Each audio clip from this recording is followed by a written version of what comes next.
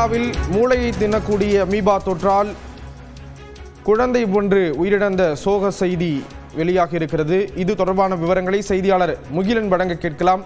முகிலன், விவரங்கள் பகிர்ந்துக்கலாம். இதுவரை சுமார் 19 பேர் சிகிச்சை பெற்று வருகின்றனர்.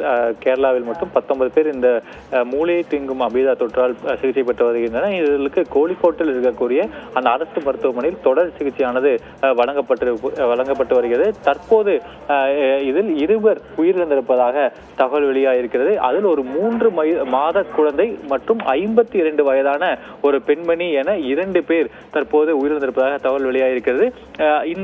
இதுக்கான காரணம், அதாவது ஒரு 3 மாத குழந்தைக்கு எவ்வாறு இந்த பிரச்சனை ஏற்பட்டது என்று விசாரிக்கும் போது இந்த குழந்தைக்கு அந்த குழந்தை வீட்டின் அருகே இருக்கக்கூடிய ஒரு கிணற்றில் இருக்கக்கூடிய தண்ணீரை பயன்படுத்தி இருக்கிறார்கள் என்ற தகவல் தற்போது வெளியாகிருக்கிறது. அது மட்டுமல்லாது அந்த 52 வயது பெண்மணியும் தனது வீட்டில் பயன்படுத்தக்கூடிய அந்த குழாய் நீரில் பயன்படுத்தி வந்திருப்பதும் தற்போது தெரிய வந்திருக்கிறது. அதனால் இவர்கள் பயன்படுத்தக்கூடிய அந்த குடிநீர் ஏதேனும் அசுத்தமா இருக்கிறதா, இல்ல அந்த கனெக்ஷனில் ஏதேனும் பிரச்சனை இருக்கிறதா என்பதை தற்போது விசாரித்து வருவதாகவும் தகவல் வெளியாகிருக்கிறது.